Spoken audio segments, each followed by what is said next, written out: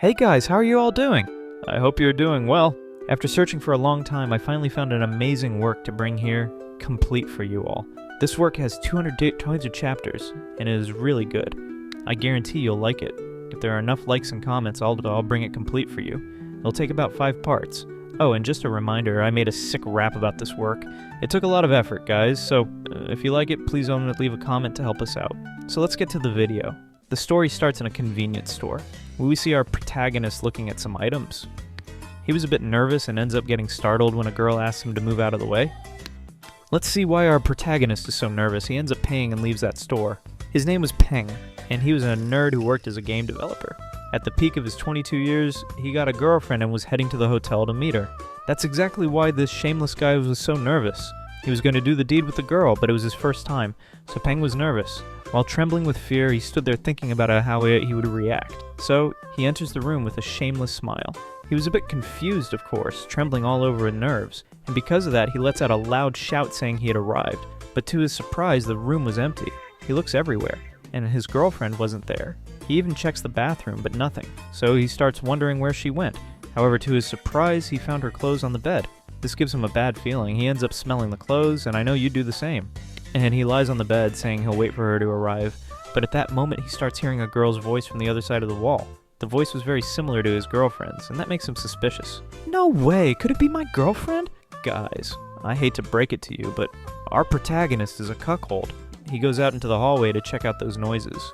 And something pretty steamy was happening on the other side of the hallway. He needed to make sure it was really his girlfriend to avoid embarrassment. And meanwhile, on the other side of the door, there was that scumbag. The girl who was supposedly Peng's girlfriend comments that her boyfriend will arrive any moment.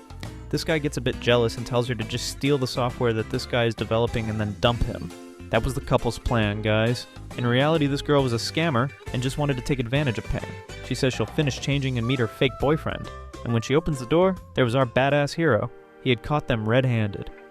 Guys, I can't believe you did this to me. Our protagonist doesn't want to hear it. He goes straight for that scumbag and lands a punch right in his face. The guy falls to the ground, and look what he was holding. The girl asks Peng what he's doing by hitting her boyfriend. She asks the guy if he wants her to call an ambulance. And meanwhile, our protagonist has tears in his eyes. So you've been lying to me from the start. The girl says yes, that she's been deceiving him all this time. So Peng lets out a loud, frustrated scream. You're so poor you can't even buy food properly. Why would I date you? He asks if she hadn't promised him that she'd wait for our protagonist to get rich after selling his software. The girl revealed that she wanted to scam him. She planned to steal the program he was developing, then she dumped him. That was the couple's plan from the beginning. She was only pretending to date the guy. Val asked how the guy dared to hit him. He said he would get to revenge. They even said that to forget everything, all the guy had to do was hand over the software. But our hero turned his back and left. He went to the room he had rented in the city center. He packed his things in his backpack and grabbed him the keyboard. He was ready to flee the city, but he still had the girl's clothes. He tore everything up and threw it on the floor. When he left, the bully's friends were there. They said they had warned him they would get revenge. The security guards punched the guy and pinned him against the wall. They said they would steal his software. After taking his laptop, the guy was left lying on the floor. One of the guys took our hero's backpack. He said sarcastically that it was nice to meet him. The guy's story didn't start well at all. He was at rock bottom. He had lost his girlfriend in the program. Suddenly a red drop fell on the keyboard. It started glowing like magic. Lights appeared all around. The guy wondered if he had died. He heard a voice coming over from the keyboard. It was a girl with blue horns and a provocative outfit. She said he had awakened her. The guy didn't understand anything. He asked who that little girl was. She introduced herself as Zhao. She welcomed the new user of the super keyboard. The guy was confused. What do you mean super keyboard? She explained that it was a magical keyboard, an artifact in human terms. The guy asked if the keyboard had special abilities. She confirmed. The first ability was the letter A. By pressing the A key, the guy's senses would increase by 10 times. The effect would last 5 minutes, and could only be used every 3 hours. The guy was surprised. He could call Zhao at any time. She disappeared, leaving the guy shocked. He didn't know if it was a dream. Zhao appeared again and insisted he use the ability. The guy looked at the keyboard, trying to understand. She explained that all he had to do was press the glowing A key. He was scared, but the girl insisted. He activated the ability. His body started glowing. All his senses were enhanced by 10 times. He realized he could see through things. Being shameless, he tried to peek at the girls in the other building. He does exactly that. He's snooping around over there. A couple was standing a bit further away, their cheeks flushed. He could even hear the sound. Don't even leave in the comments what you do with that power, guys. He didn't even care. He got all excited, saying that this ability was real. With that look on his face, like he's worth nothing, he said he'd make great use of it. And that's exactly what he does. Peng keeps snooping by the window. But since it was raining outside, he gets a huge scare when thunder strikes. He even thought it could be dangerous as it might burst his eardrums, but Xiao explains that it wouldn't have any negative impact. He could use his enhanced hearing. Right after he hears the landlady knocking on the door. She came to collect the overdue rent. Since our protagonist was at rock bottom, he had no money and asked for 2 more days. He even starts begging Doña Florinda. She says that if he can't pay within 2 days, he'll be evicted. Poor Peng had no money, no job, and was even betrayed. He was really depressed, guys. Even though he was so down, he still didn't stop being a shameless guy. He's surprised because he can't look out of the window. His vision was all blurry, he couldn't see anything. Xiao explains that the buff only lasts for 5 minutes. Now he'd have to wait for another 3 hours. He says this ability wouldn't help him make money, but he had a big idea. His software was taken by those shameless guys. With this ability, he could get his revenge. He even curses his ex-girlfriend, saying he'd make her pay dearly for everything she did. If you guys want to see this revenge story, leave a like and a comment, guys. You'll see that this work has a lot of waifu. As you might expect, one of the missions would be for him to win over some girls. So you already know the story's good, right guys? There's going to be a lot of action and a lot of the next day he wakes up really early. He's determined to get revenge on those guys. Zell asks what he's doing on top of that building. He tells her to keep her voice down because he's doing something very important. But Tinkerbell gets sulky, asking if he doesn't want to get revenge. He says that's exactly it. He wants revenge. He even asks if she can read minds. She says she can't read minds, but she saw him getting beaten up by those guys. He feels a bit embarrassed about being seen getting beaten up. He asks her not to bring it up. Tinkerbell says that if he wants revenge, she can help. He asks how she could help. She explains that if he unlocks the other abilities of the artifact, he'll become even more powerful. With certain abilities, he'd have super strength, super speed, and much more. She says that to unlock these new abilities, all he needs to do is complete missions.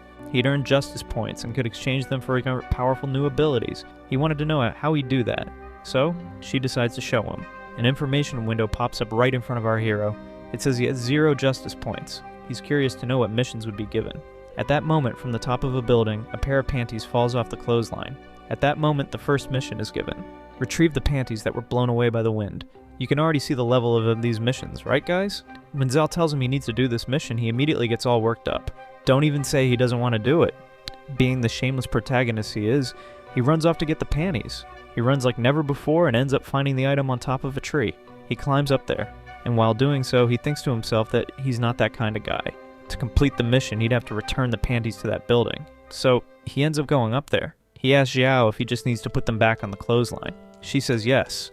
To complete the mission, he needs to put them back where they were. So he gets ready to put them back, but the girl was taking a shower right in front of that window. He ends up stumbling upon this awkward scene. She starts screaming that there's a panty thief. She grabs a broom to hit him. With that, Peng runs away like a ninja.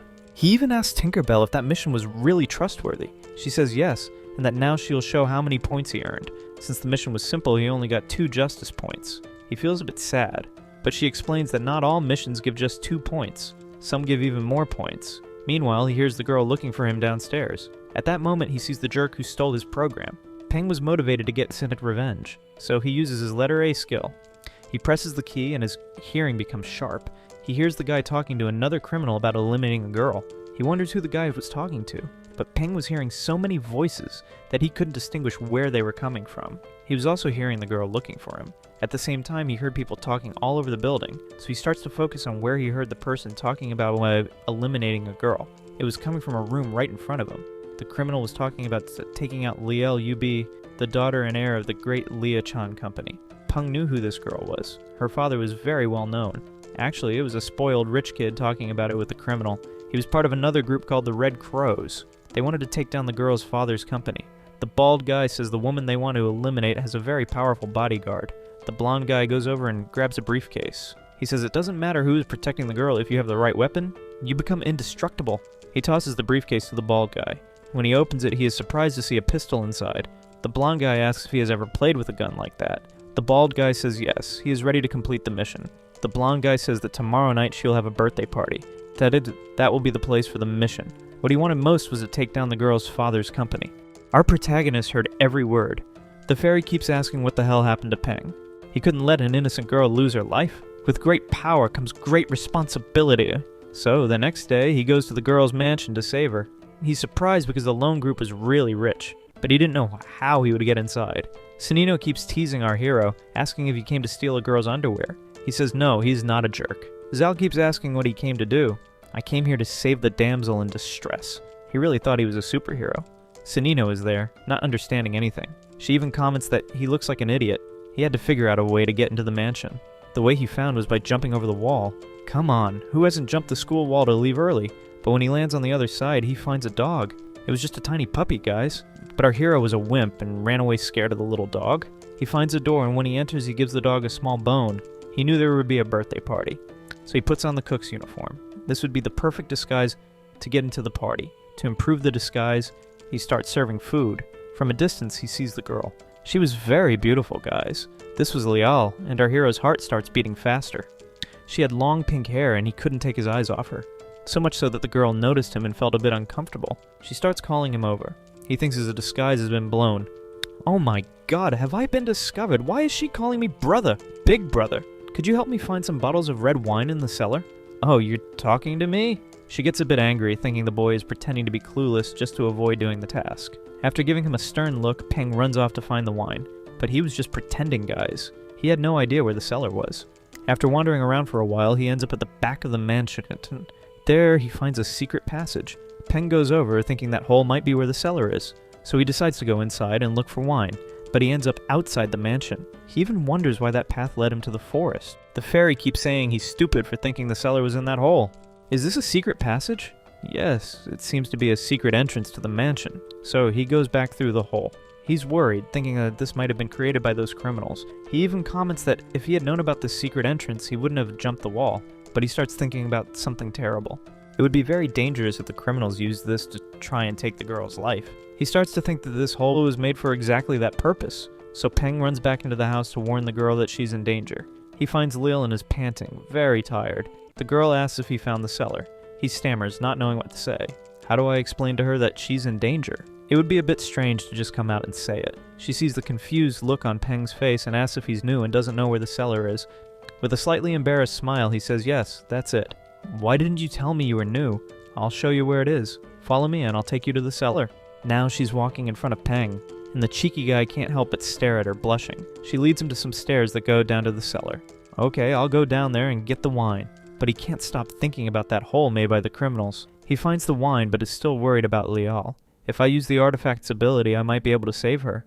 At that moment, he hears someone coming down the stairs. To his surprise, it's the bald criminal. He tries to smile and act normal, but of course, he doesn't recognize the guy since he had only heard his voice, not seen his face. The criminal's also nervous, thinking he might be discovered, so he's holding his weapon. He asks the boy to wait. Our hero recognizes his voice. The bald guy asks if the wine is down there. Peng is terrified, guys. He's face to face with the killer. Hey kid, I asked you a question. Yes, the wine is right down there. The guy goes down the stairs. Peng starts to sweat, realizing where the criminal is. To his surprise, a secret mission appears. Stop the assassin and protect the girl. Zal's on his shoulder and says she didn't expect him to unlock a secret mission so soon. He asks what a secret mission is. She explains that this type of mission gives the best rewards. He already wanted to save the girl, and now he has even more reason to protect Lial's life. He goes to her and says he brought the wine.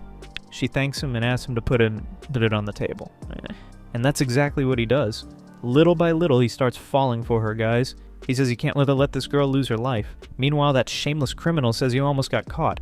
He goes back up the stairs and comes face to face with Lial. He thinks this is the perfect opportunity to complete his mission. At that moment, Lial's bodyguard asks who Peng is. The poor boy starts stammering, thinking he's been found out. But Lial says he's the new head chef. He feels a bit embarrassed and confirms it.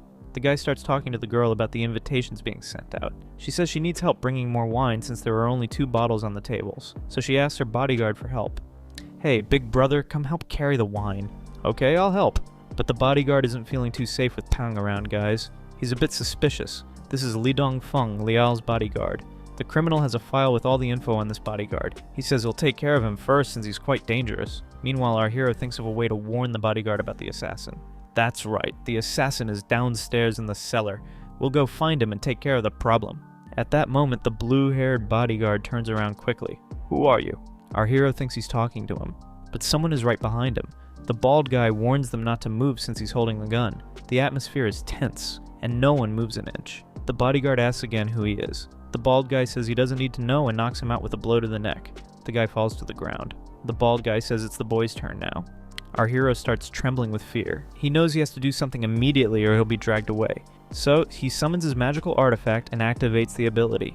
His eyes start glowing and he can see all the criminal's movements. It's like he's moving in slow motion. Peng can predict all the attacks and dodges at the last second, leaving the bald guy surprised. To attack the criminal, he grabs a fruit tray and throws it at him. The crazy guy defends himself. When he looks up, our hero is running away. Peng isn't stupid, guys. He won't try to fight a criminal with a gun. He's strong, but he's not crazy, so he keeps running. Liel asks if her big brother has returned. There's Peng running from that jerk. He shouts for the girl to get down because it's dangerous. Poor Liel doesn't understand and just screams. As she's about to get shot, Peng shields her. The bullet if it hits a wine bottle. The criminal starts firing multiple shots. The other staff at the party start running like crazy. Peng slowly drags himself under the table to keep Liel safe. He asks if she's okay, and that's when she falls for him, guys. Her little cheeks turn red. Peng is worried because his ability has run out. It will take 3 hours to activate it again. He sees the cake on the floor and uses it as a distraction. The bald guy approaches and kicks the table. Peng holds the cake and shouts, "Surprise!" He throws it in the criminal's face, who starts firing randomly. When he wipes his face, he realizes our hero is gone. He wonders where the kids went. The only one left in the party hall is a poor waiter. They had hidden in another corridor and see the criminal leaving. Peng sighs, relieved for having saved the girl. She hands him a handkerchief, asking him to clean himself. He takes the handkerchief and thanks her. The girl, with a seductive wink, asks if he really is a head chef. Peng starts to worry, thinking he's been found out. "Since you saved me, you can't be a bad guy. You can tell the truth. I won't punish you." He explains that he accidentally overheard 2 criminals planning everything. The plan was to eliminate the girl. She isn't surprised, as if she had already expected it. She asks if he knows the criminals. Peng says no, he only overheard their conversation. She believes him and asks where her bodyguard is. He tells her that the bodyguard was hit and is unconscious. Together they go check on him. Liel helps Danfeng get up, still dazed. "Miss, are you okay? Someone is trying to eliminate you." She says she's fine. Peng saved her. The bodyguard asks how long he was out. Peng replies that it was about 5 minutes. The bodyguard says he's going to eliminate the criminal and runs off. Peng is surprised by the bodyguard's strength. Liel is worried because her bodyguard isn't indestructible. She tells Peng to rest and goes to inform her father. A window appears for Peng, saying the mission is complete. He earns justice points. The criminal complains that the head chef ruined his plan. Suddenly, the bodyguard appears, ready to settle the score. Danfeng glares furiously as the criminal holds a gun. The criminal fires several shots, but the bodyguard dodges them. An intense fight breaks out between them. The criminal throws the gun away and the two exchange punches. The scene cuts to Peng receiving his reward. He asks Xiao what the red box is. She explains that they are reward chests for secret missions. Peng asks what the red color means. There are 7 levels of chests, red being the lowest. He gets excited to open the chest. Xiao says he needs a secret key. Keys are obtained through missions or bought with justice points. Each key costs 30 points, but he prefers a new ability. Xiao activates the B ability for him.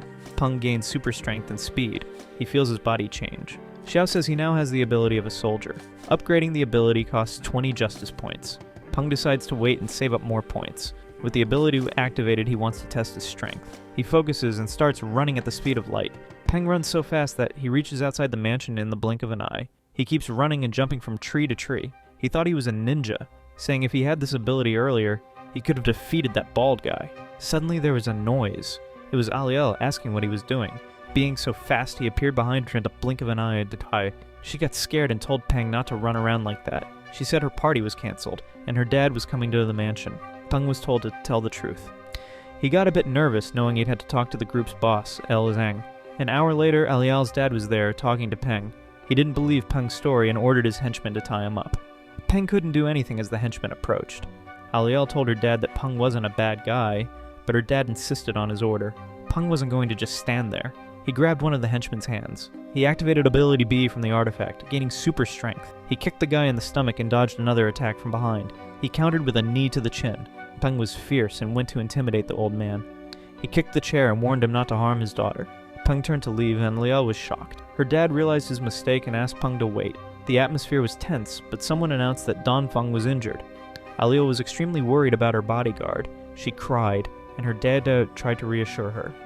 The doctor came out of the surgery room. Aliel desperately asked about Danfeng's condition.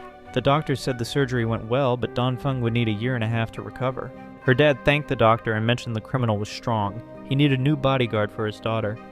He looked at Peng and had an idea. He asked Peng if he wanted to be his daughter's bodyguard. Peng hesitated but agreed when offered 30,000 a month. He got a new job and a place to stay in the mansion. Alil showed him his room, and he was surprised by the comfort. She said he had to stay with her 24/7 and could call her Alil. He was happy they were getting closer. She told him not to stay up late and left. He lay in bed enjoying the comfort.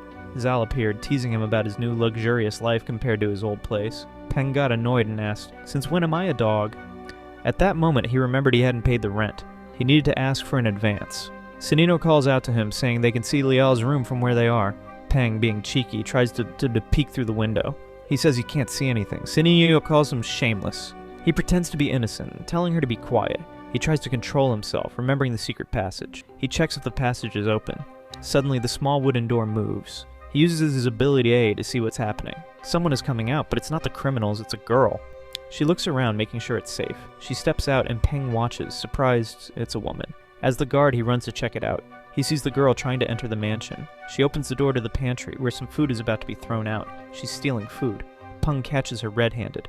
The girl in the blue clothes is quick and smart. She knees him in the stomach, sending him flying. She escapes, leaving him in pain. He wonders how she's so powerful. He activates his ability B to chase her. She thinks she's escaped, but he catches up. He taps her shoulder. "Hey, you can't just kick people like that." She's shocked he caught her and slaps his hand away. She says she only took the food because it was going to be thrown out. He checks the bag and sees it's true. He feels a bit sorry and decides to let her go, but she kicks him again and escapes while he's in pain. He follows her through the secret passage. He tracks her footprints in the grass. She's far away near the slums. She reaches her home where her two younger brothers are. She steals food to feed them. Peng feels pity for her. He knows she's not a bad person. As he's about to leave, a new secret mission appears. Win Anand's heart. He wonders if Honin is this girl. He shakes his head, trying not to think that way. He clicks to see the mission details. The mission is to solve Juan's problem. The reward is 20 justice points and a key. He's excited about the points and the key for the chest. Jia appears in his mind, saying these missions are the best. He didn't know what kind of problem the girl was facing. He wondered if it was just financial trouble. She seemed kind and had a good heart. He smiled and accepted the mission to help her. Minutes later, he arrived at her place with 2 bags of groceries. She was startled and defensive, protecting her little brothers. He dropped the bags on the floor. She was surprised to see all the food. "I brought some food for you and the kids. If you need more, just let me know." He turned to leave. She smiled, calling him kind. She told her brothers that they now had plenty of food, but the mission completion notification didn't appear. He wondered what more he needed to do. Back at the mansion, he thought about her other problems. He wanted to complete the mission quickly to open the box. He called Jiao for help. She said he could accept multiple missions at once. There was a mission diary in the top left corner. He asked why she hadn't told him before. She said he never asked. He clicked on the mission list. There were many enticing missions. He got annoyed, asking if it was clickbait. Sanino explained it was to attract people to accept missions. He was surprised to learn he wasn't the only one with a magical item. He asked Jiao where the other artifact users were. She didn't know, but said he'd meet them soon. He found a new secret mission. Give Leal a massage. He started having naughty thoughts again. Sanino called him indecent. He confirmed the mission anyway. Later he had decided to take a shower. He struggled to find the bathroom in the huge mansion. He finally found it and opened the door. He saw Leal in the shower. It was embarrassing for her, but he enjoyed the view. She screamed for him to get out. He thought he'd be fired. She kept yelling his name. Later she stormed out, furious. She said that bathroom was hers alone. His was at the end of the hall. He begged for forgiveness and she said she wouldn't fire him. She told him to rest, as tomorrow would be a long day. He couldn't stop thinking about what he saw. He needed a favor, an advance to pay his rent. She agreed to pay the first month in advance. The next day he paid his overdue rent. The owner, Florinda, said the rent was $15,000, and he needed to pay for the current month too. He said he wouldn't be living there anymore. She got angry, saying that he should have given notice. He paid extra and she left, telling him to move his things up by the end of the day. He had to accompany Lyle to her friend's house. With 3 hours free, he wandered the city. He saw the girl being arrested by the police. She was crying, begging them not to take her backpack. He knew he had to help her, but the girl was tough and kicked one of the officers. The other officer called for backup. More guards arrived to capture her. He used his ability B to help. The officer said she couldn't sell things on the street. She apologized, but they wanted to take her to the station. A glow appeared on her hand, and she refused to go. He arrived and kicked the officers away. He grabbed her hand and they ran. Her cheeks were flushed and she seemed smitten. They hid in a dark alley with guards still searching. He held her close, commenting on her scent. She told him not to take advantage of the situation. He said he was just scared of being caught. When the coast was clear, they left the alley. She thanked him, calling him kind and generous. He offered her money, but she said she was only selling items to buy food for the kids. He asked if the kids were also abandoned, and she said yes. She left, hoping to see him again. He knew he had to take it slow with her. Back at the mansion, he found Leo carrying wine boxes. He told her to let him carry them instead. After picking up the box, he noticed it was quite heavy. Leo was extremely sweaty. She said she needed to take the wines to the kitchen. She was worried because it was heavy, but he assured her he was strong. They took the wines to the kitchen and then went to the cellar to organize them. She asked him to arrange them by year. After setting the box down, the atmosphere became awkward. She asked what was wrong, and he suggested she take a shower and change. She looked at her clothes and saw they were see-through from sweat. Embarrassed, she ran off to take a shower. He used his ability A to peek under her clothes. When he returned to the mansion, he found her sleeping. She had taken a shower and smelled wonderful. He tried to snoop but decided not to be that kind of guy. He woke her up, saying he had organized all the wines. She thanked him and mentioned her shoulders hurt from carrying the boxes. This was the perfect chance to complete his massage mission. She asked if he knew how to give massages. He confidently said he was an expert. She asked him to give her a massage to relax. He blushed and his heart raced as he started the massage. She enjoyed it and asked him to go lower. He did as she asked, his cheeks flushed. She complimented his skills, saying she was lucky to have such a good masseur. He thought he was the lucky one. She said she was going to get her bag to visit her friend. As she left, Zhao appeared, announcing the mission was complete. He had earned 5 justice points and a pill. Zhao explained the pill reduced ability cooldown times. He wanted to use his points to buy a key for the chest. Zhao explained that each chest required a specific key. He sighed, thinking that it would be hard to get the keys. Zhao teased him, calling him naughty. He decided to buy the correct key and open the chest. The reward was an enhancement pill.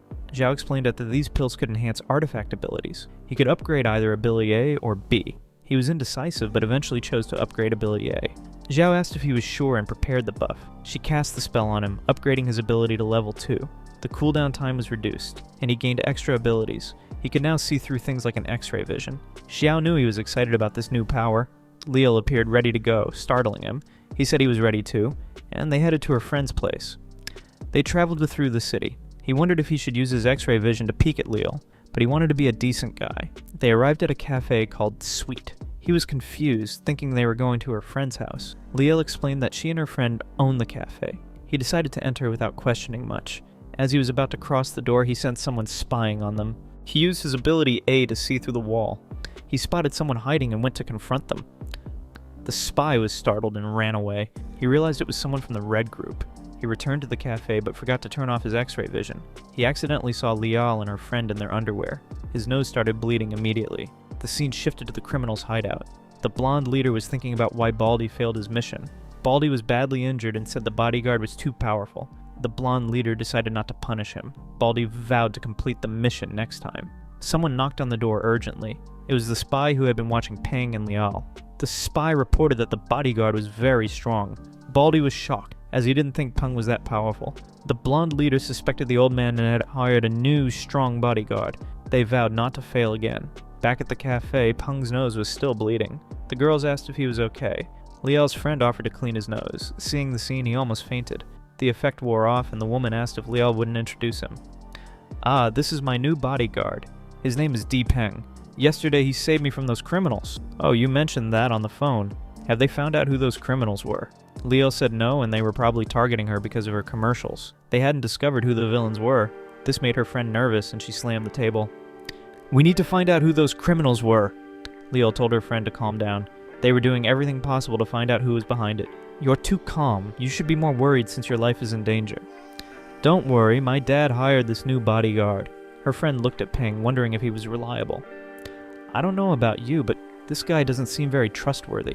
Liao patted Peng's shoulder, assuring her friend he was skilled, but she trusted Don Feng, the world boxing champion, more. Liao mentioned she was curious how the bald guy managed to injure her bodyguard. Her friend shouted at her to be careful, not wanting to lose her best friend. Peng watched them argue.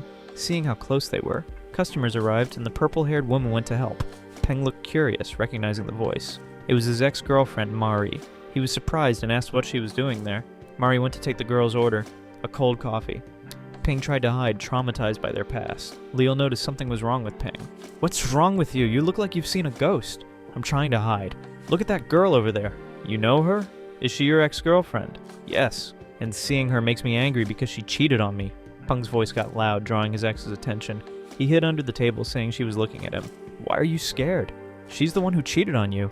I know, but it's embarrassing. Mari appeared and asked what they were talking about. Leo loudly said Peng was hiding from his ex, who had cheated on him. Mari looked around and found who they were talking about. She's really pretty. Do you want to get revenge on her? She grabbed Peng's hand, telling him to go say hi. Forget it, I don't want to do this. We're over and I don't want to talk to her. Mari pushed Peng, telling him not to be scared. He fell face first onto the table, humiliated. Hello, Deep Peng. What are you doing here? He looked at the girls in the back, not knowing what to say, and started crying.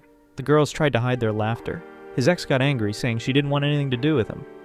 What are you thinking? I just came here for coffee. You don't even like coffee. She said she would never get back with him. Peng looked like a lost puppy chasing after her. This left him furious.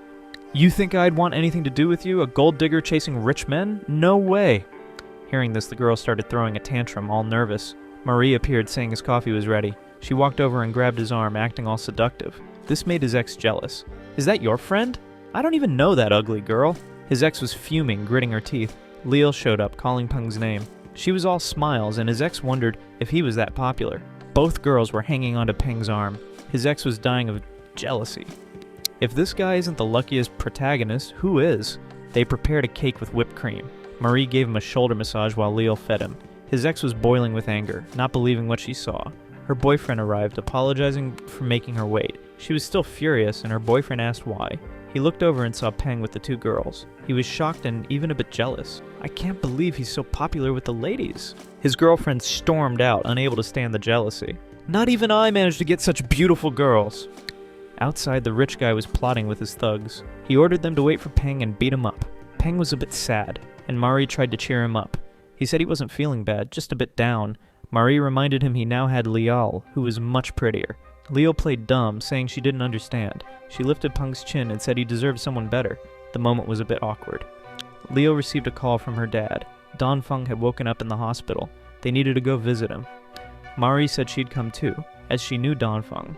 As they left the cafe, they saw the thugs outside. Leo screamed in fear.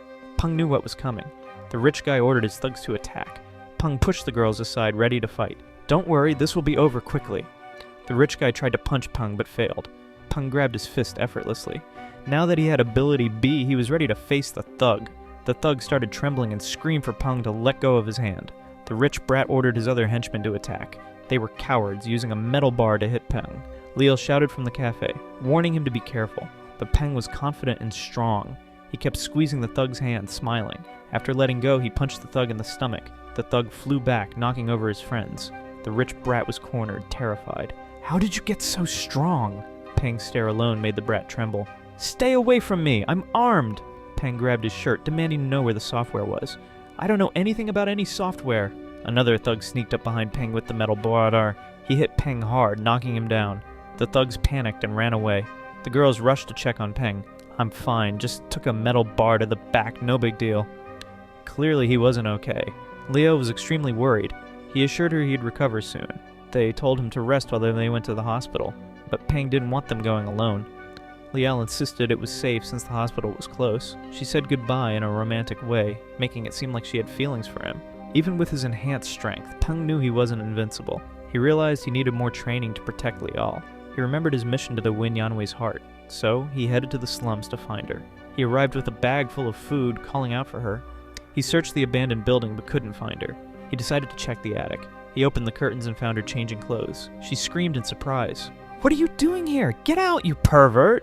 I'm sorry, I didn't know you were here. She told him to go downstairs. He did, and minutes later she came down in new clothes. He was smitten and told her she looked beautiful. This made her a bit embarrassed. She said she didn't wear old clothes. He revealed he came looking for the girls. This made her sure he was a kind guy, not after her.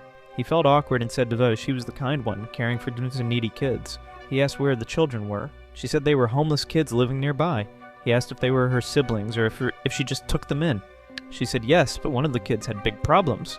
He asked what did happen to the child. She got sad, tears filling her eyes. She said it didn't matter and she needed to find a solution. He held her hand romantically. Whatever it is, tell me. I'll do my best to help. This made her fall for him. She started crying and told him that the other child was sick and hospitalized. He told her to stop crying and said they needed to visit the hospital. This completed the first part of the mission. Yan was crying a lot, and the other child's situation seemed bad. They headed to the clinic. On the way, he wondered what first part of the mission completed meant. He remembered Xia explaining that some big missions had multiple stages. He thought 5 points were too few, but Xia said he was being greedy. They arrived at the clinic. Yan introduced the sick girl, Meng, one of the kids she found. Meng was very thin and had a hard-to-treat disease. Yan didn't know the disease, so treatment was expensive. Meng woke up and welcomed her sister. She asked if he was Yan's boyfriend. Yan blushed and said no. Meng said he seemed nice and would make a good boyfriend. Yan said she didn't have time for that, and would find a boyfriend after Meng got better. Meng said she'd recover quickly then. Someone knocked on the door. It was a nurse demanding payment for the hospital stay. Yan asked for 2 days, but the nurse said Meng would be kicked out if they didn't pay today. Yan was desperate, with no money to pay. The nurse was cruel and didn't care. He got angry and said he was Yan's friend. He asked if they could pay in 2 days. The nurse said no and that he was acting rich but was actually broke. He said he had money, but the nurse said to pay now or leave. She slammed at the door in his face and left. He was furious, but Yan calmed him down. She said they'd have to take Meng somewhere else for now. He asked how much the daily fee was. She said it cost 500 tsudemounted per day. He was surprised as the amount was very high. Meng told them to calm down. She said she was improving and could recover anywhere. Her sister held her hands and started crying. She was sad for not being able to pay for Meng's treatment. Seeing this, he felt empathy and anger at the nurse. Okay, stay calm, I'll find a solution. But you don't have money, you're just a security guard. I'm not a security guard, I'm a bodyguard. Same thing, you look poor. He saw this as a chance to show that he had money. He pulled out 1,000 reais from his pocket. Here's the money. I'll figure out what to do next. He closed the door and left. She thought he was very kind and would repay him. Everything involves money. I need to make more. Zell appeared saying he could use his abilities to make money, and that's what he wanted. But he didn't know how. He decided to use his X-ray vision ability. He went to a casino to try and win money. The hostess said the first prize was 3,000 reais and a luxurious chair. He heard about a game and was tempted to join. He bought a ticket for 100 reais and got his chance. The vendor handed him the ticket, laughing at him. He left laughing like he was about to become a millionaire.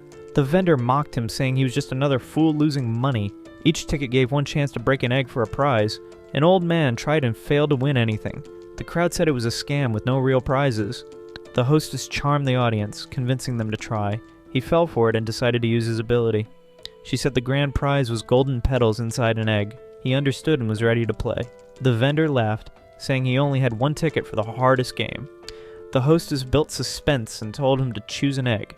He made a joke about already having 2 eggs, embarrassing her. With his X-ray vision, he easily spotted the winning egg. She showed him the hammer to break the egg. Using his ability, he saw more than just the egg. His shameless stare made the girl blush. She acted innocent, but her nose started to bleed. He pretended to choose an egg, but was actually using his X-ray vision. He found the lucky egg and decided to break it. The hostess told him to choose carefully, as he only had one chance.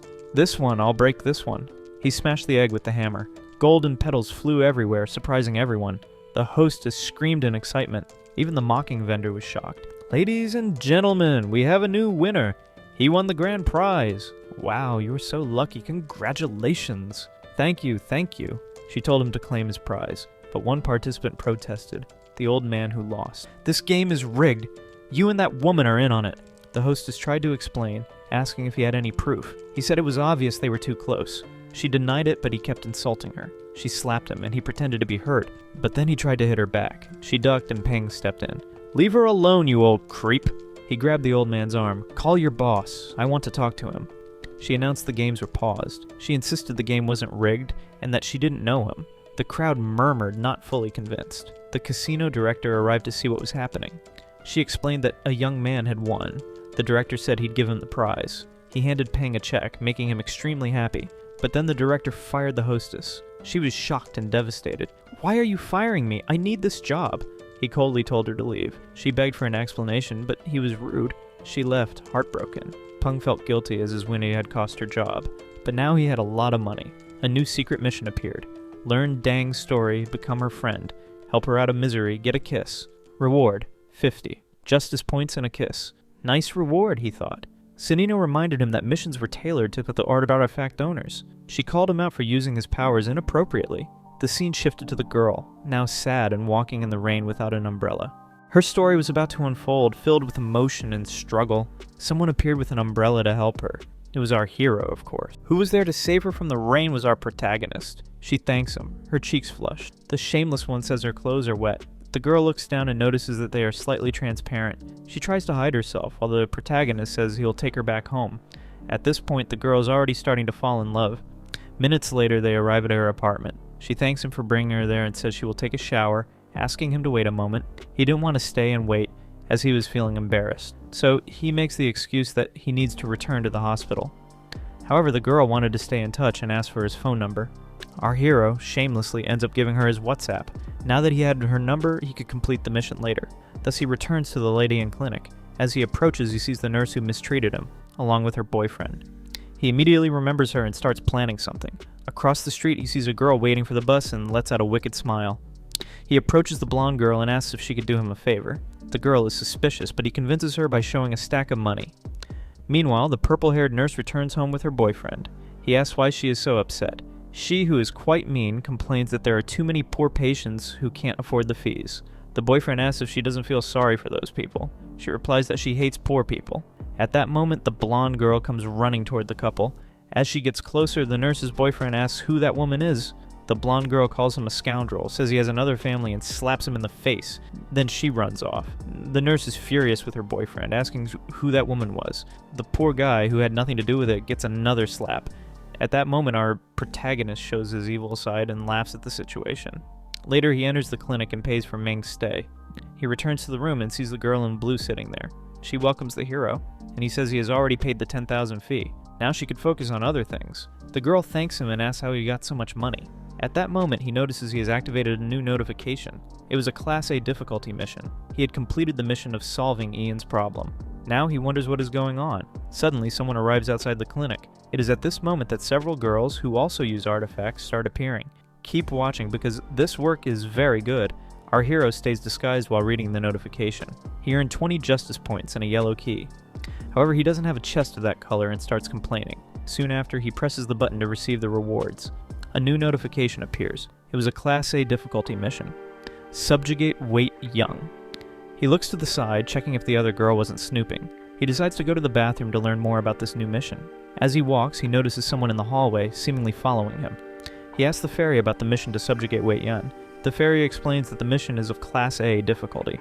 He says he doesn't understand anything and doesn't even know anyone by that name.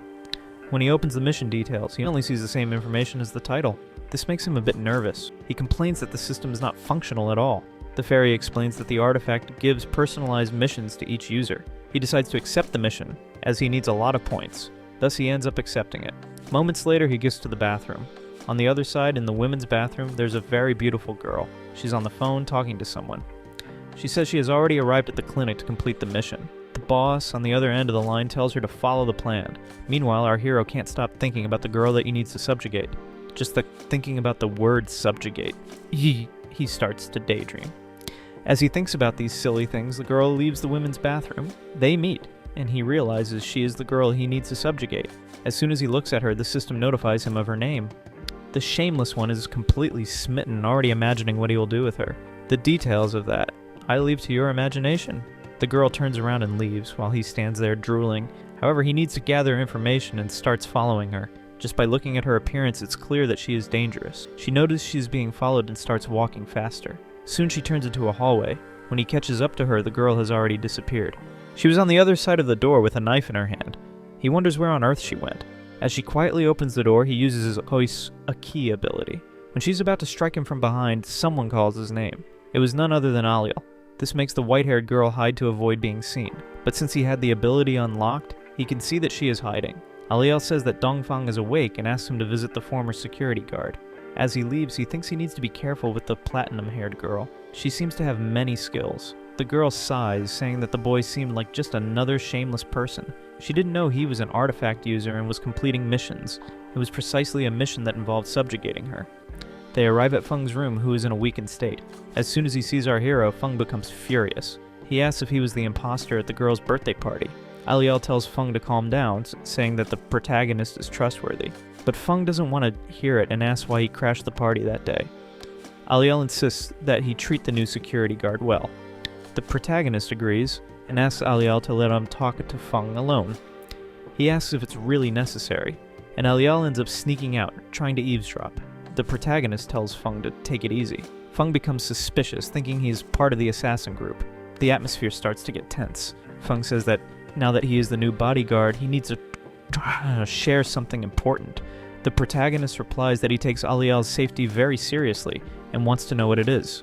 Feng reveals that the assassin group is part of the Red Crows. This leaves the protagonist a bit scared. Feng says the gang's very powerful, and that last year they tried to recruit him. However, the girl's father had refused. Our hero concludes that now they want revenge, but the former security guard, Donkey, says they might not have been hired. After receiving all the information, our hero wishes him a speedy recovery. He also says he won't let anyone get close to Aliel. Meanwhile, in another room in the hospital, we see the platinum-haired girl going to the little girl's room. She says she has finally found the target of her mission. Wong was holding a bowl of soup to bring to her adoptive sister. As soon as she arrives at the room, she notices the door is open and starts to suspect something. When she enters, she sees the platinum-haired girl with a knife in her hand, ready to carry out the mission. Wong is extremely frightened and ends up throwing an egg at the assassin. The girl cuts the egg with a knife, but Wing also throws the hot soup at her. The food was boiling, so the assassin jumps to dodge it. Soon after, Wong positions herself in front of her little sister. The criminal asks what the relationship between the two is.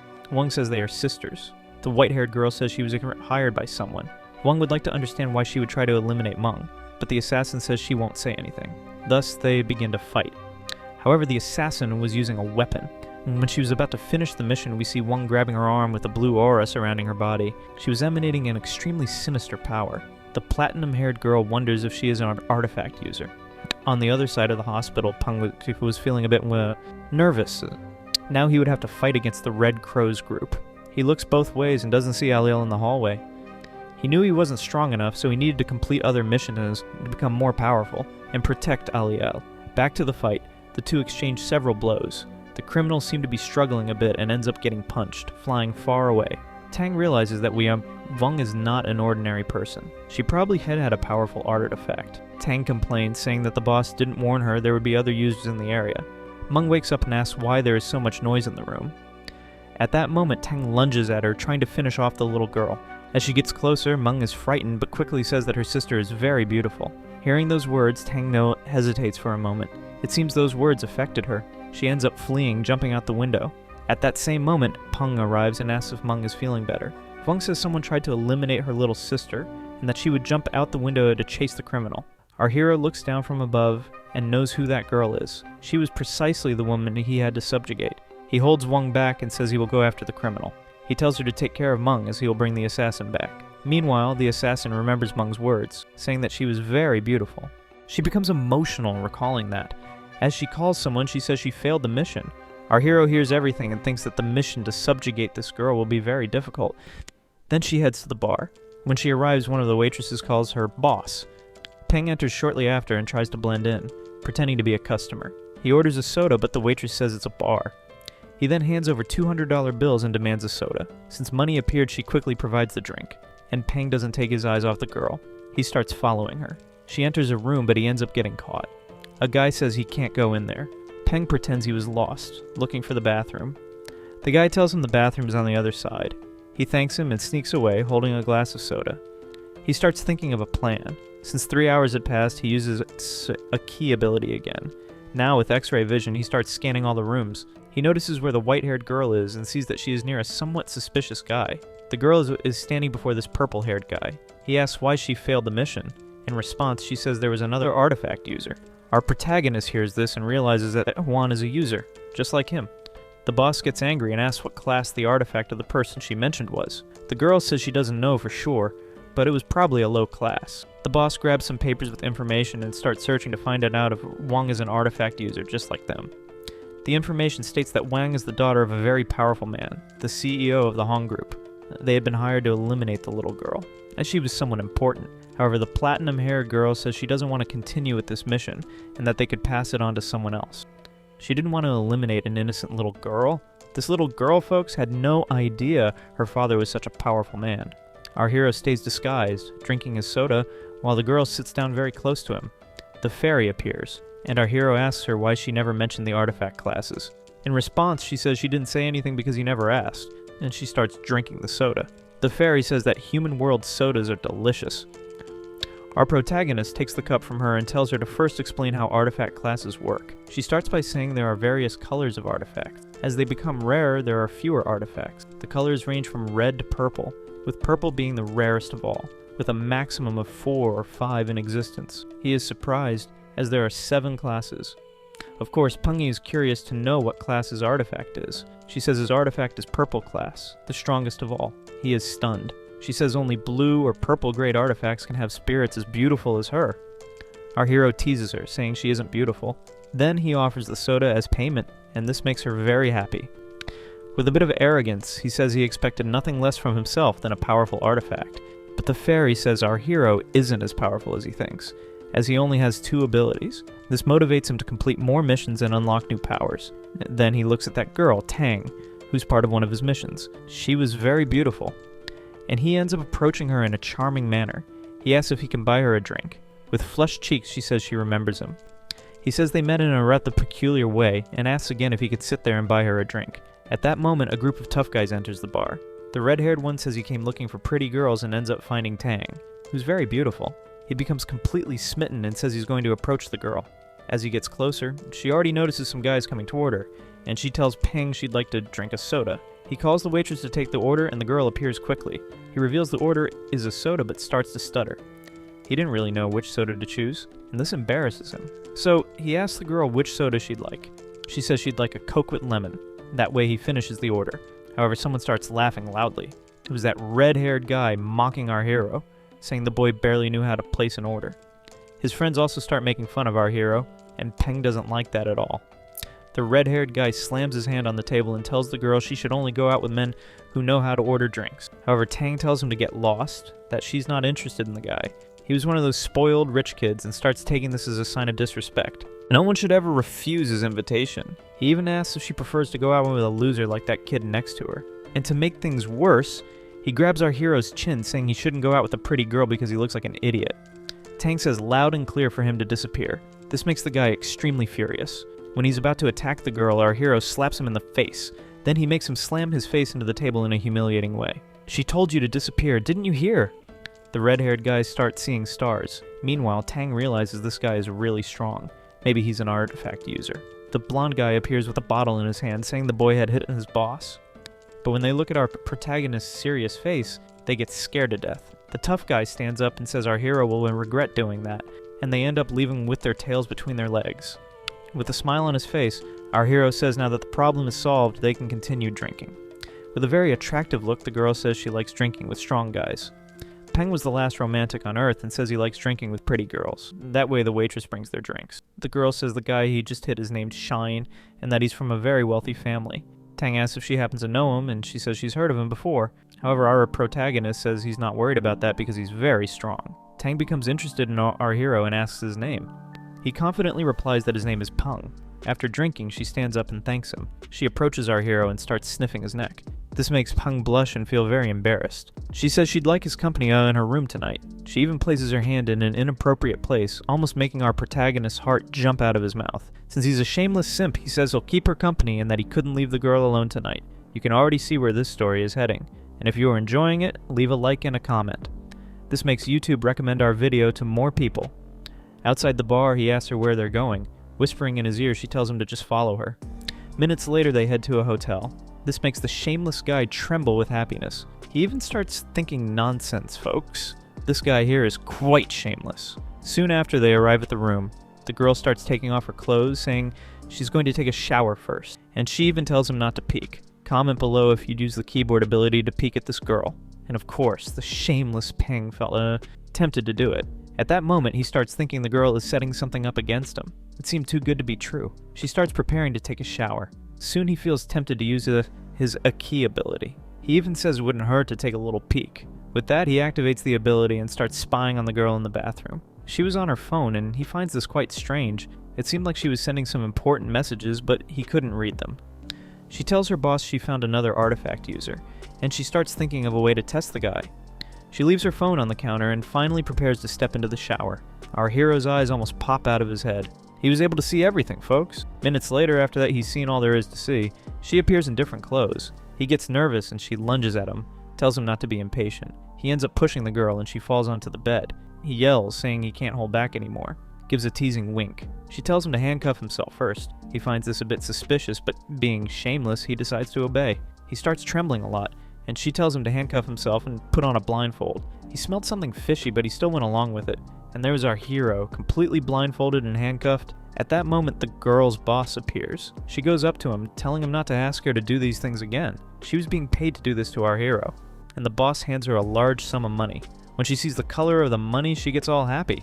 The mobster says that because since she's pretty, she should use her looks to complete missions. She slaps the boss's hand, saying she's already done her part. And now, because of him, poor Peng is there, completely clueless. Before Tang leaves, the guy tells her to watch her words, as he's still the boss. She fixes her hair and agrees, saying it's his problem now. The spoiled tough guy gets all nervous, saying that sooner or later he'll make her pay. Soon after, he turns his attention to Peng.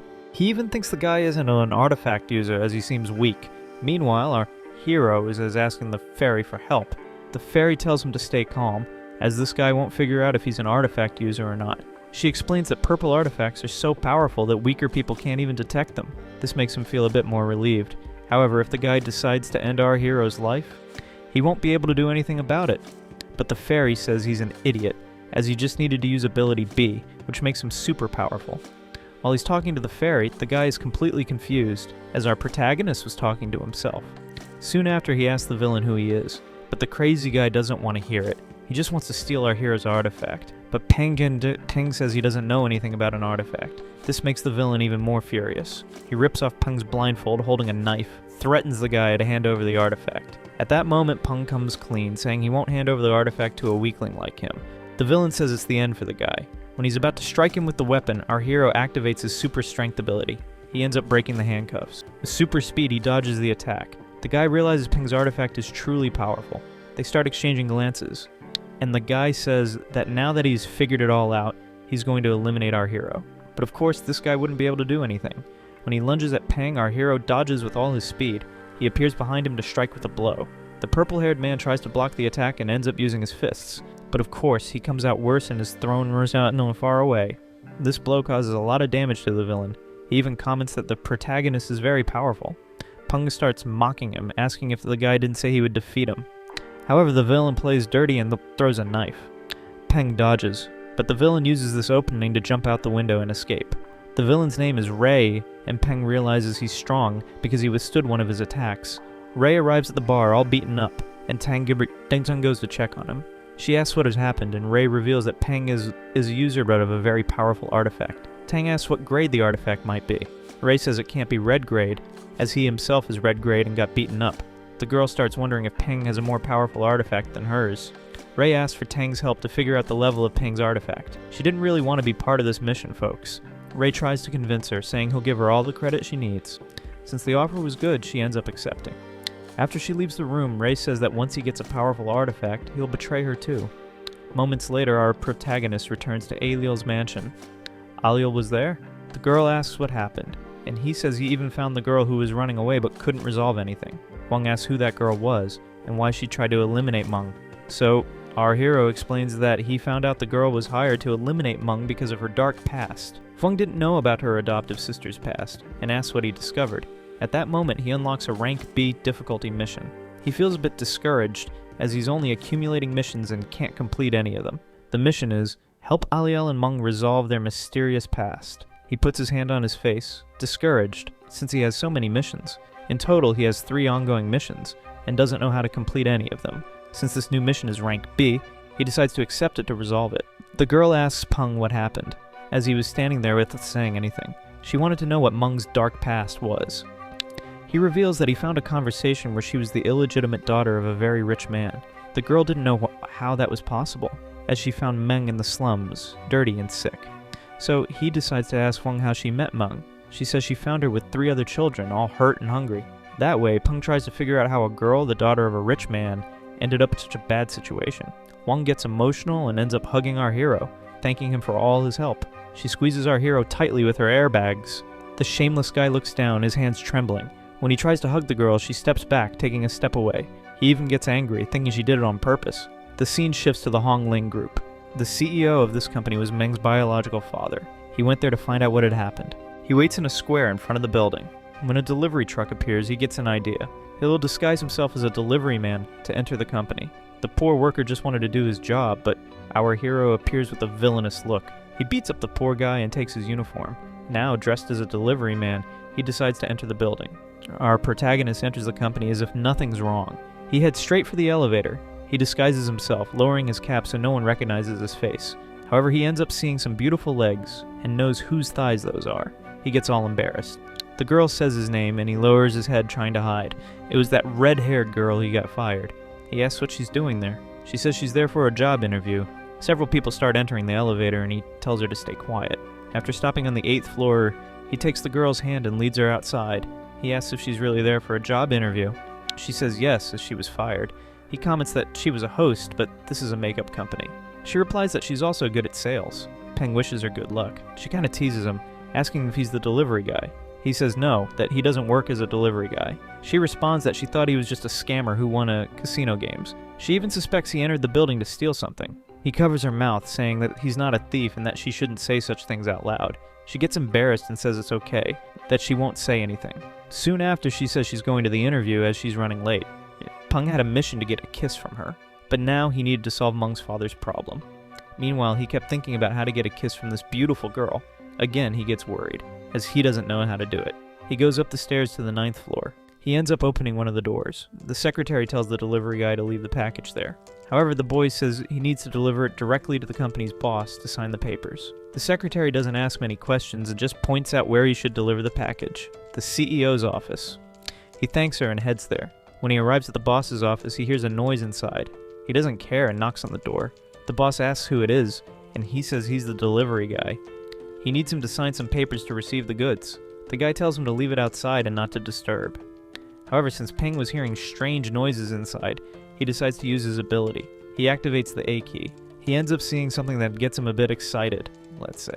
There was a girl in a costume on top of the boss, and the mood inside was quite lively. So much so that our protagonist gets mesmerized and can't stop watching. However, this guy, folks, was married, and this would be a good bargaining chip for our hero to blackmail him. So he starts figuring out a way to film what's happening. He managed to lift his phone over the window and take some videos and photos. 10 minutes pass and the girl leaves the office. He enters the boss's office saying he has something important to resolve. The old man gets angry, asking who let that boy in. However, Peng already throws the box on the table and tells the old man not to be impatient and to listen carefully. The company owner gets angry, saying the boy is nobody for him to waste time talking to. But Peng already shows the photos on his phone. He says he knows the old man is married. The man offers a large sum of money for Peng to keep his mouth shut. In response, our hero says he doesn't want any money. The old man asks what the hell the boy wants. He takes a photo out of his pocket. In the photo are Yahello and also Meng, the brown-haired girl who is his daughter. The man looks closely at the photos. Peng asks if he recognizes the brown-haired girl. The old man says he's never seen that girl before. Our hero starts to get worried, wondering if he came to the right company. The man starts mocking our hero, saying he doesn't have any daughter. Well, it seems you don't recognize this girl, but does she look familiar to you? He asks this to the old man, who becomes thoughtful. Soon after, the old man lets out a startled scream. Peng even reveals that the girl is living in the slums. The old man starts remembering something from the past. That's why Peng tells him to tell the story quickly, otherwise he'll post the photos online. Our hero knew this was playing dirty, but he needed to act this way to complete the missions. The old man asks out loud if his ex-girlfriend really had the baby. Peng looks at the old man, waiting for him to finish telling the story. The man says this happened a few years ago, about 7 years back. He had a beautiful girlfriend, and they loved each other very much. They had an intense relationship, but he chose another woman to marry. He ended up leaving his ex-girlfriend, but she revealed she was pregnant. Hearing this whole story, Peng calls the guy trash. The old man starts crying, saying he deeply regrets his actions. He would like to see his daughter. Peng says he'll take him there. With tears in his eyes, the old man says he truly didn't know he had a daughter. If he had known, he wouldn't have let her go through such a situation. Soon after, a notification appears saying the mission has been completed. That was easier than I thought, Peng thinks. Then a new mission appears. Upon completing the mission, he earned 50 justice points. This makes him very happy. Now our hero has a total of 81 points and can unlock a new ability. However, first he'll check what the new mission is. It's to help Meng return home with her mother. For that, he'll need to keep interacting with the old man. The man calls our protagonist's attention, who is distracted, looking at the windows. Peng is startled. The man says he thought the boy had gone crazy, as he was talking to himself. Peng stands up and tells the old man to get ready, as he'll take him to his biological daughter. As our protagonist walks down the hallway, he hears the sound of a crowd. Being curious, he goes over to see what's happening. It's that red-haired girl, his friend, and she's arguing. He notices the girl is a bit sad. We see that the interviewer was humiliating the girl, saying she was inferior. She reveals he started belittling her after she refused to go out with him. The guy had hit on her. Now everyone is looking at him with disapproval. He stands up saying she's trash and that he would have never hit on an ugly girl. When he's about to hit her, our hero arrives and grabs his wrist. Our hero asks what the hell this guy thinks he's doing. However, the spoiled rich kid says he's the owner of the company. You could be the president of this country, and I still wouldn't let you hit my friend. The guy keeps saying he's the owner of the company and that if he wants, he can have both our hero and his friend arrested. Peng asks if he's Zhongli's son. The spoiled kid tells Peng not to say his father's name. Peng teases the guy, saying he'll talk to Zhongli to properly educate his son. At that moment, the guy's father appears. The spoiled kid starts trembling in fear of his father. The old man asks since when the company belongs to his son. The son is dying of shame, not knowing what to say. The old man says he'll remove his son from this position in the company, and that he won't be responsible for hiring people anymore. Soon after, he apologizes to Mr. Peng. The red-haired girl is completely shocked. She had no idea how her friend, our hero, was so important. He tells the girl he'll get her a good job at another company. The old man tells them to wait, that he could give her a very good salary. But our hero says it's not necessary, that he'll find her a better job. And he knew the old man was shameless, so he couldn't let his friend work for him. Meanwhile, she's completely smitten, saying our hero is truly amazing. He jokes, saying she could thank him with a kiss. And this makes the girl blush. She asks if he really wants that as a reward. And this was the perfect chance for him to get a kiss from the girl, but he says it was just a joke. She pouts a little, as she really wanted to kiss our hero. Soon after, he tells Mr. Zhong to follow him. That way, they head to the clinic where his daughter is staying. The guy wonders why his daughter is in such a poor part of the city. Our hero says he'll understand when he goes inside. The old man gets angry and grabs our hero by the shirt, asking if this isn't a scam. However, our hero slaps his hand away. Now it's his turn to grab the old man's shirt. He says the old man doesn't understand why his daughter is in such a critical situation. All of this happened because the old man wasn't a good father. The man realizes he was wrong. Soon after, they enter the hospital. Aliel is being cared for by her adoptive sister. As soon as they arrive, Aliel asks why Peng took so long. The old man, trembling, says hello to his daughter. The little girl asks who that man is. With tears in his eyes, he reveals he's her father. Aliel is completely confused, asking what the hell is going on. The little girl becomes thoughtful, saying she's never heard of him before. He asks if the girl's mother is named Chue. That's exactly her mother's name. The little girl asks how he knows that. Crying even more, the man says she's his daughter. The little girl says her mother had told her that her biological father was a very bad man. In response, he says it's a misunderstanding. He asks where the girl's mother is. She reveals that a few months ago she was with her mother at a market but got lost. Peng realizes this mission is harder than he thought. Now he'll have to help the girl find her mother. Soon after, he explains to Aliel that the man really is her father. He's very rich and also a good person. When the girl hears he's rich, she's completely enchanted. Our hero tells her to calm down and not make any rash decisions. She goes to her adoptive sister's ear and whispers something. Wang agrees with her sister. The old man insists that his daughter come home with him. She says she agrees but has one condition. He says no matter what the condition is, he'll do anything to make his daughter happy. She says she also has a little brother and sister she adopted. These two children are orphans, and she wants the old man to adopt them too. With a smile on his face, he says it's no problem at all. Peng leaves the room and thinks that now he just needs to find the girl's mother. Moments later, he returns to Aliel's mansion. He goes to his room to rest. The fairy insists that he activate the Sea Key ability. He asks what that ability is. The fairy doesn't want to hear it and already activates the ability, spending the 80 justice points. That way, he unlocks a new technique.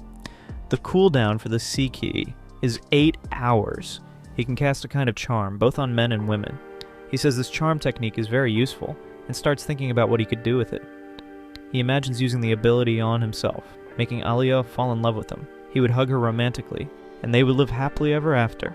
That's what the shameless guy was thinking about. The fairy says our hero is very shameless. He asks provocatively if the fairy can read his thoughts. At that moment, someone knocks on the door. It's Aliel asking if he's already home. He says yes, that he just got back and was resting. The girl tells him to get ready as she's going out and wants his protection. He says he'll change clothes, and the girl comments that he's acting very strange today. Embarrassed, he says he's not acting strange, just a bit tired. She tells him to wear something very fancy. He asks where they're going. Provocatively, she says he'll be her partner at a party. That way, there's our hero, dressed in formal wear. He says he's not used to wearing such expensive clothes. Aliel tells him to relax, as he's not acting as her bodyguard but as her partner. He asks if he'll be attacked by the girl's suitors. She says it's dangerous, yes, but since he's powerful, he'll be able to handle it. That way they arrive at a very fancy banquet hall. The scene shifts to the Red Crow's group. The blonde guy mentions that Aliel will be at the party tonight. The bald guy asks if he needs to go there to complete the mission. The mafia boss says that won't be necessary, as he's already taken care of it.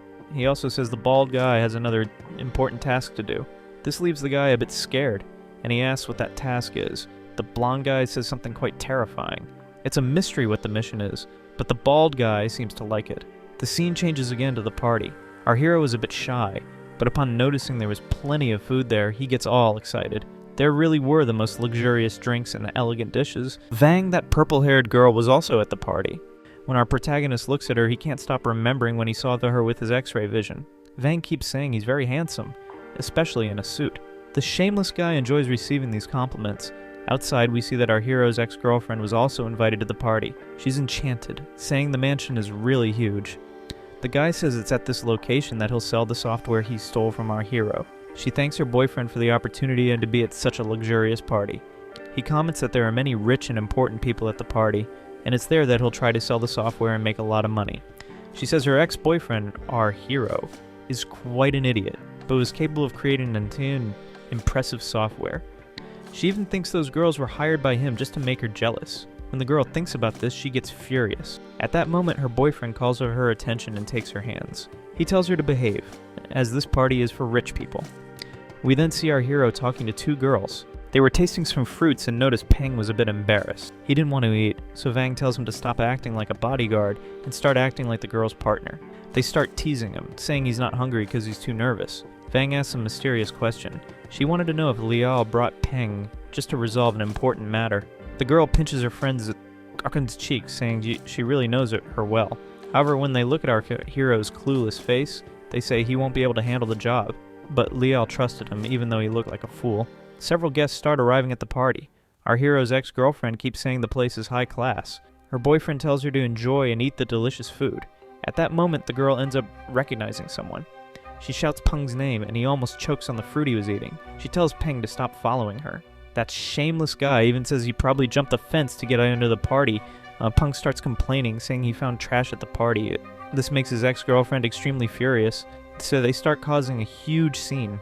And many people around start noticing the argument. The tough guy points at Peng and says he's a poor college student who shouldn't be at the party. He starts trying to kick him out, saying he's disrupting the place. Some security guards appear to resolve the situation. Ariel tells everyone to calm down. The girl asks who those two are. The guy introduces himself, saying he's the young master of the Flame Group and the other is his partner. Chia Liao also says her name and mentions she belongs to the Liao-Chang group. The crowd starts getting scared, as her father is very rich. Some people even start asking for her autograph, as the girl is really famous. Besides, she points at Peng and says he's her partner. This leaves the two jerks speechless, and they start pretending, saying they mistook him for someone else. Aliel tells the people watching to calm down, explaining that it was all just a misunderstanding. Our hero thanks his friend. At that moment, someone appears saying they found Aliel. Penguin was playing with the food, looking like a child, and his eyes even sparkled. He had never eaten something so delicious. Vang calls her friend and says she needs to say something important. The scene shifts to a luxurious car, and out of it comes a rich boy.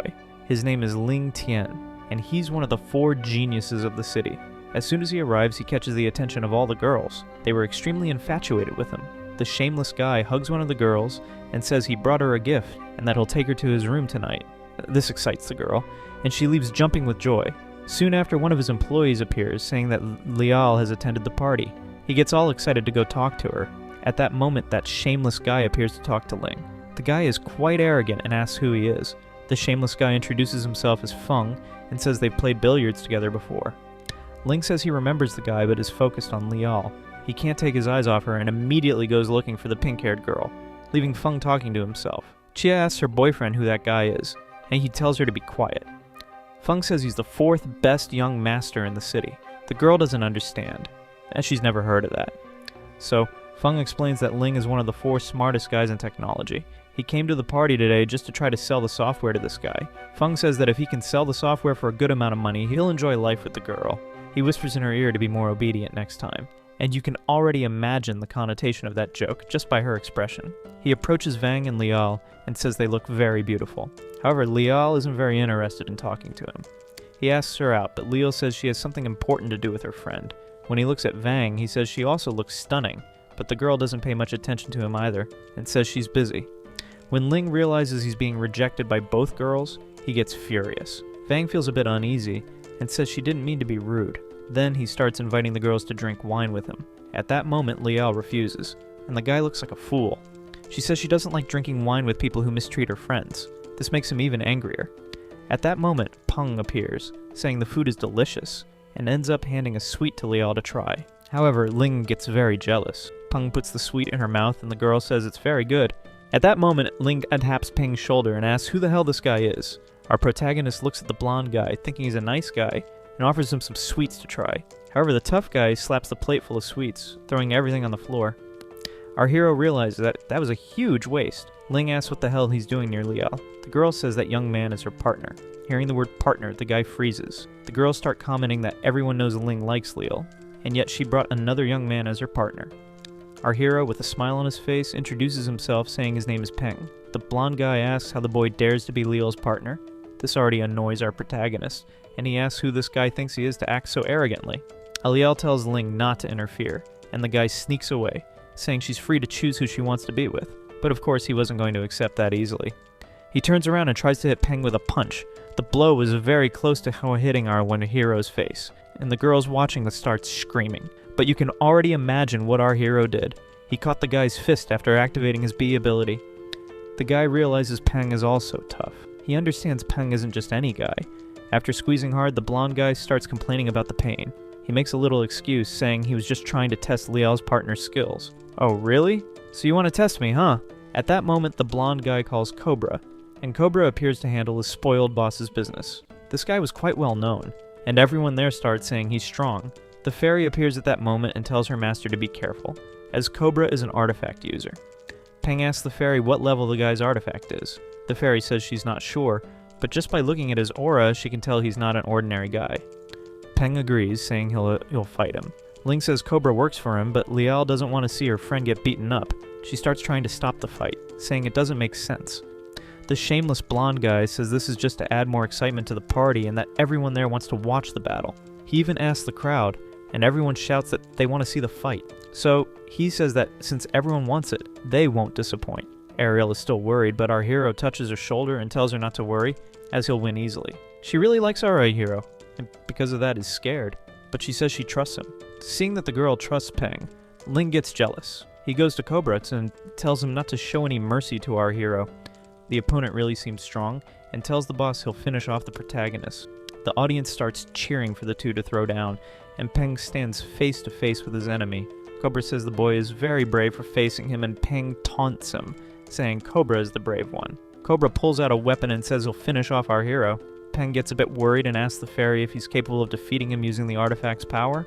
However, the fairy is cunning and tells our hero to test it with his own powers. He gets scared because if he loses, it'll be very embarrassing, so he decides to use his full strength to win the battle. Our hero is talking to himself with the fairy, and Cobra asks what he's doing.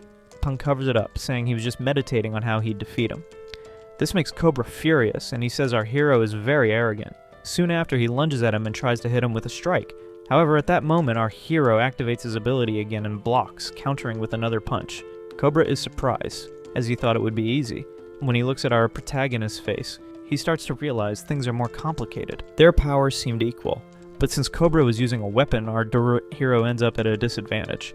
Aliel starts shouting, worried about Peng. Our protagonist says Cobra is very cruel and is playing dirty. Sorry, kid. Did I hit you too hard? Hearing the taunt, Peng gets more motivated. Cobra tells the boy to give up, and Peng uses his ability, activating the A key, to look for the enemy's weak points. In addition to improving his vision, his reflexes also become sharper. In an instant, he appears behind Cobra. The guy tries to hit Peng with a kick, but our hero dodges at the last moment and even says Cobra is too slow. The tough guy tries to land another kick, but our hero hits his knee, making him fall to the ground. Sorry if I hit you too hard, taunts our hero, making the enemy even angrier. The girls start celebrating, and even Aliel begins to feel a bit more at ease. Ling, however, starts complaining, "Are you going to continue this battle?" Of course, Cobra would continue. He starts releasing Magican in his hand, but before he tries to deliver the final blow, Ling tells him to wait. He says that was good enough. Peng turns around and says he'd like to fight the spoiled blonde guy. Ling, who had been all arrogant, starts to get worried and ends up fleeing the battle. Peng mocks him, saying the guy provoked him and is now running away in fear. "It's Peng, right? Your name? You can be sure I'll remember you," says Ling, trying to keep his composure. Our hero responds that the same goes for him. People start leaving the area, and Ling says again that the fight is over. Even Alial goes over and asks Peng not to insist on continuing the battle. In response, our hero says he could fight all night and still not get hurt. However, he knew that if he fought someone even slightly stronger, he'd be at a disadvantage. In other words, he wasn't strong enough to go around fighting everyone. He needed to complete his missions before leaving. Ling asks Alial out for another day, and she only responds that she'll agree to meet somewhere else. That way, they leave. Cobra apologizes for not being able to defeat the boy. He even asks his bodyguard what happened. "That kid was too strong," Cobra replies. When Ling sees that even Cobra couldn't defeat Peng, he gets interested and says he'll show Alial that he always gets what he wants. Later, Vang starts celebrating, saying Peng managed to defeat Cobra. He asks if the girl knows this guy, and she says yes, that he's very famous because he single-handedly defeated 3 martial artists. Peng gets all cocky, to saying that he must be very strong since he defeated Cobra. However, Vang warns that Cobra and Ling hold grudges and won't let Alial leave so easily. At that moment, our hero feels something approaching. It's a very sharp blade. He throws himself on top of Alial to protect her, and the blade hits a wine bottle. That attack was very dangerous, and the girl starts screaming. As usual, our hero turns around to see where the blade came from and realizes it was from a martial artist. This is one of the assassins from the Red Crows group. Peng tells Alial to run away, as he'll handle this guy. Our protagonist asks who the guy is, and he starts laughing like a madman, saying he failed the first time but won't fail this time. Is this guy out of his mind, Peng thinks? The opponent prepares a new attack and has another blade hidden in his left hand. That blade goes straight for Alial and the fairy appears, saying that guy is an artifact user. Our protagonist throws himself on top of the girl again to protect her.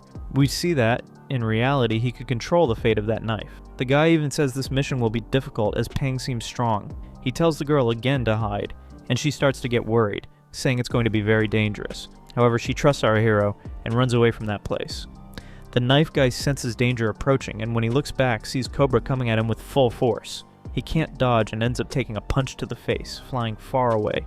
The fall was so strong that it broke some furniture. Cobra tells his boss, Ling, to get out of there, as he'll handle this battle. The boy asks what's happening, and it seems Cobra knows the opponent.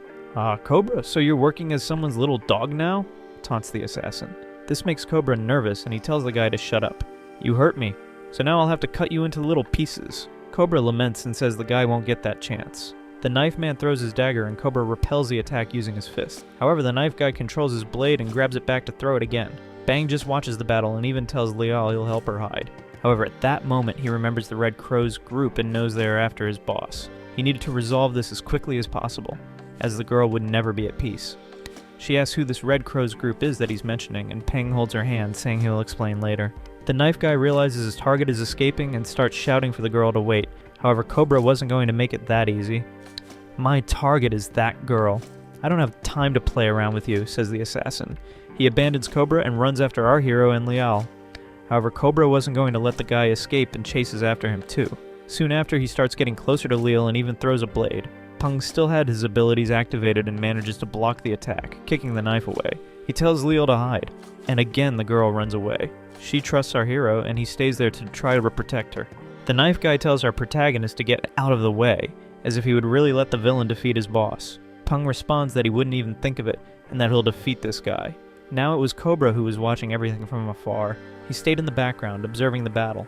The knife guy throws his blade, and Peng realizes that his B ability, which gave him super strength and speed, had run out. He was in trouble and wouldn't be able to fight on equal footing with this crazy guy. The knife guy notices that our protagonist has slowed down. "Now that I'm out of power, I won't be able to fight this guy," Peng thinks. The assassin approaches with a fierce look, and Peng starts devising a new strategy. Luckily for him, Cobra was right behind. Using his trump card, Peng activates his new ability, the Charm ability. He casts this charm on Cobra, who is now completely enchanting. The knife guy looks at Cobra and becomes extremely infatuated. And I forgot to mention, only men are attracted to women, and only women are attracted to men. In other words, the knife guy was actually a girl. The knife girl starts hugging Cobra and keeps asking for a kiss from him. However, Cobra didn't know that she was a girl and calls her shameless. He even shocks her using the power of his artifact. The girl faints from the electric shock, but she still doesn't give up on her crush. She clings to Cobra's body, saying she's in love with him. Our hero realizes that this charm effect is really effective. Now he could return to the party with Lial. The girl was kind of hiding in a room, holding a bottle of wine. As soon as our hero opens the door, she tries to hit him with the bottle. He manages to defend himself and tells her to calm down. Then the girl hugs our hero, saying she was very worried about him. He says the problem has been resolved and that they're safe now. She asks where those crazy people went, and he replies that they won't bother her anymore. He takes her hand to leave quickly. Who knows if there's another assassin, right? You never know. Outside the mansion, Cobra was still running away from the knife girl. However, during the chase, she ends up getting shot and falls to the ground unconscious. The guy who fired the shot asks how Cobra will protect Master Ling if he can't even handle insects. Cobra turns around, very worried. If you've watched this far, please leave a like and a comment to support the channel. Now enjoy this rap I've crafted with great care just for you.